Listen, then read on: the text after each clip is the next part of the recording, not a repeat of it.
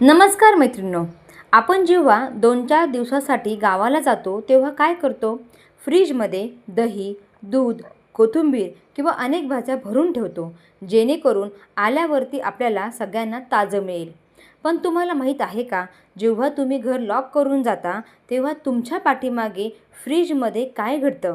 गावाला जाताना केलेली एक छोटीशी चूक तुमच्या संपूर्ण कुटुंबाला हॉस्पिटलमध्ये पोहोचू शकते. आपल्यापैकी बऱ्याच महिला फ्रीजमध्ये दूध आणि दही आवर्जून ठेवत असतात, कारण की जर बाहेर दूध ठेवलं तर ते नासतं आणि फ्रीजमध्ये जेव्हा आपण दूध ठेवतो तर ते नासत नाही. पण तुम्हाला माहीत आहे का, जर तुम्ही बाहेरगावी गेलात किंवा बाहेर थोड्या वेळ जरी गेलात तरीसुद्धा तुम्ही नसताना 3 ते 4 तास जर लाईट नसेल तर तेच फ्रीजमधलं दूध नासायला सुरुवात होते आणि जर थोड्याच वेळामध्ये लाईट परत आली तर तेच नासलेलं दूध पुन्हा थंड होतं आणि आपल्याला असं वाटतं की दूध हे स्वच्छ आहे, चांगलं आहे. भाज्यांच्याही बाबतीमध्ये असंच होतं बरं का. भाज्यांवरील ओलावा आणि वाढलेल्या तापमानामुळे बॅक्टेरिया तयार होतात आणि यामुळे फूड पॉयझनिंग होण्याची सुद्धा शक्यता असते. जर उरलेलं अन्न आपण फ्रीजमध्ये ठेवलं, त्यामध्ये विशेषतः डाळ किंवा भाजी फ्रीजमध्ये असेल तर ती लाईट गेल्यावर कुजायला सुरुवात होते आणि जर लाईट आली तर तीच गोठते. असं अन्न खाल्ल्याने फूड पॉयझनिंग होण्याचा मोठा धोका असतो.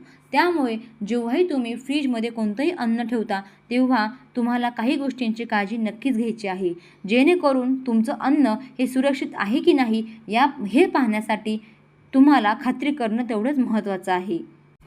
मैत्रिणींनो, जर तुम्हाला खरंच 3 ते 4 दिवसासाठी बाहेरगावी जायचं असेल आणि बाहेरगावी जाण्यापूर्वी तुमचं फ्रीजमधलं अन्न हे सुरक्षित आहे की नाही हे तपासणंसुद्धा तेवढंच महत्त्वाचं आहे. मैत्रिणींनो, जेव्हा तुम्ही बाहेरगावी जाण्याचा विचार करता तेव्हा तुम्हाला एक गोष्ट माहिती असणं खूप महत्त्वाचं आहे. ते म्हणजे आपण नसताना लाईट होती का, की किती वाजता आली, किती वेळाने आली हे जाणून घेणं तेवढंच महत्त्वाचं आहे. आता तुम्ही जेव्हा बाहेर जाता तेव्हा तुम्हाला हे समजणार नाही. त्यासाठी एक छोटासा प्रयोग आपल्याला फ्रीजमध्ये करायचा असतो. हे जाणून घेण्यासाठी व्हिडिओ शेवटपर्यंत नक्की पहा.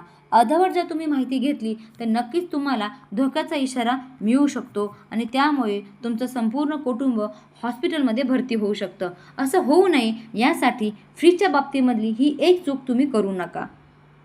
घराबाहेर जाताना किंवा गावी निघताना, प्रवासाला जाताना आपण घरामध्ये या गोष्टीकडे नेहमी लक्ष देतो.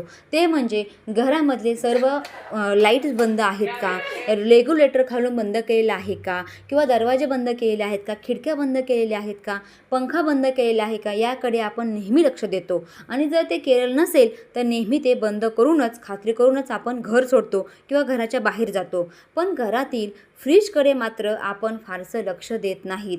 तुम्ही घरात नसताना जर लाईट गेली तर फ्रीजमधील दूध, दही, भाज्या खराब होण्याची शक्यता असते आणि यामुळे फूड पॉयझनिंग होऊ शकतं. पण मग हे ओळखायचं कसं? तर यासाठी मी एक तुम्हाला स्मार्ट ट्रिक सांगणार आहे. घराबाहेर पडण्यापूर्वी तुम्ही फ्रीजमध्ये 1 चमचा ठेवल्यास तुम्ही नसताना अन्नपदार्थ सुरक्षित आहे की नाही हे तुम्हाला सहज समजून घेता येऊ शकतं. तर ते घ्यायचं कसं हे जाणून घेण्यासाठी व्हिडिओ शेवटपर्यंत नक्की पहा. बाहेरगावी जाण्याच्या पूर्वी म्हणजे आदल्या दिवशी तुम्हाला एक कृती करायची आहे. ही कृती कशी करायची आहे तर मैत्रिणींनो, तुम्हाला काय करायचं आहे, 1 ग्लास पाण्याने पूर्ण भरून घ्यायचं आहे. तुम्ही इथे ग्लास, वाटी काही पण वापरू शकता. तर मी इथे तुम्हाला ग्लास सांगितलेला आहे, कारण की मी सुद्धा 1-2 दिवसांनी गावी जाणार आहे, तर त्यासाठी ही माझी पूर्वतयारी आहे. तर मैत्रिणींनो, तुम्ही पाहू शकताय मी इथे पूर्णपणे तंतोतंत ग्लास भरलेला पाणी घेतलेलं आहे. आता या पाण्याचं जोपर्यंत बर्फामध्ये रूपांतर होत नाही तोपर्यंत तुम्हाला घरीच थांबायचं आहे.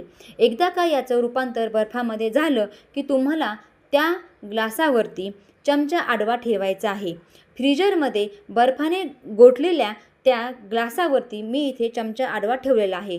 तुम्ही निश्चितपणे यानंतर घराबाहेर जाऊ शकता. पण लक्षात ठेवा, हा चमचा बर्फाच्या पृष्ठभागावरती आडवा असला पाहिजे, कारण तुम्ही घरात नसताना नेमकं काय घडतंय हे या चमच्याच्या स्थितीवरून तुम्हाला सहजपणे समजू शकतं.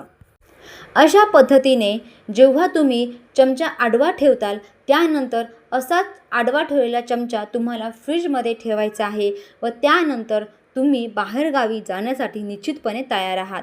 परंतु 2 ते 3 दिवसानंतर जेव्हा तुम्ही बाहेरगावी तुमच्या गावावरून परत येताल, तेव्हा घरी परत आल्यानंतर फ्रीजमध्ये सर्वात आधी उघडून पाहायचं आहे की चमच्याची स्थिती कशी आहे. चमच्याची स्थिती तुम्हाला तपासायची आहे. जर चमचा अजूनही तुम्ही जसा ठेवला आहे तसाच असेल, तसाच बर्फ असेल, तर याचा अर्थ तुम्ही घरी नसताना वीज पुरवठा खंडित झाला नव्हता किंवा झाला जरी असेल तरी तो फार वेळासाठी नाही, तर लगेच लाईट आली आहे असं समजून घ्यायचं. म्हणजेच तो बर्फ वितळला नाही आणि तुमचं फ्रीजमधील अन्न खाण्यासाठी सुरक्षित आहे. मैत्रिणींनो, जर तुमच्या चमच्याची स्थिती ही ग्लासाच्या मध्यभागी असेल तर मात्र तुम्हाला सावधगिरी बाळगायची आहे. म्हणजेच काय मैत्रिणींनो, जेव्हा तुम्ही घराच्या बाहेर गेलात आणि तुमचा चमचा तुमच्या ग्लासामधला जो चमचा आहे तर तो मध्यभागी पडला, याचा अर्थ तुम्ही घरात नसताना लाईट ही बराच वेळ गेली आणि त्यामुळे बर्फ अक्षरशः वितळला आणि चमचा खाली घसरला. अशा परिस्थितीमध्ये फ्रीजमधील काही अन्नपदार्थ खराब होण्याची किंवा बॅक्टेरिया वाढण्याची अधिक शक्यता असते. जर तुम्ही फ्रीजमध्ये दूध ठेवलं असेल तर ते दूध अजिबात वापरू नका, लगेच ते दूध फेकून द्या.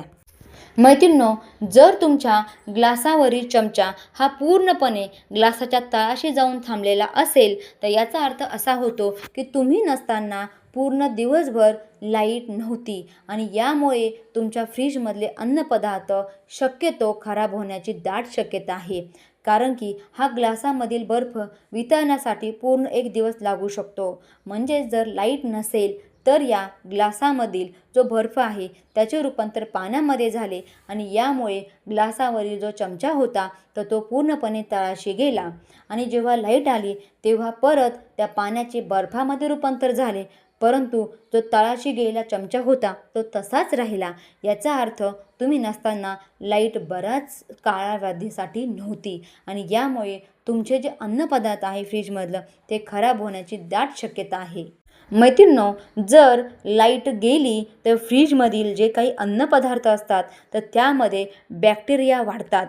जर लाईट पुन्हा आली तर फ्रीजमधील ते पदार्थ पुन्हा गोठले जातात, परंतु त्या अन्नपदार्थांमधील जे विषारी घटक असतात ते तसेच राहतात, ते नष्ट होत नाहीत. असे पदार्थ खाल्ल्यामुळे उलट्या, संसर्ग आणि अतिसाराचा त्रास होऊ शकतो. त्यामुळे चमच्याची ही छोटी ट्रिक तुमच्या कामी नक्की येऊ शकते. मैत्रिणींनो, तुम्हाला हा व्हिडिओ कसा वाटला हे कमेंट बॉक्समध्ये मला नक्की कळवा. व्हिडिओ जर आवडलाच तर व्हिडिओला लाईक करा, शेअर करा आणि डिजिटल हेल्पलाईन चॅनलला नक्की सबस्क्राईब करा.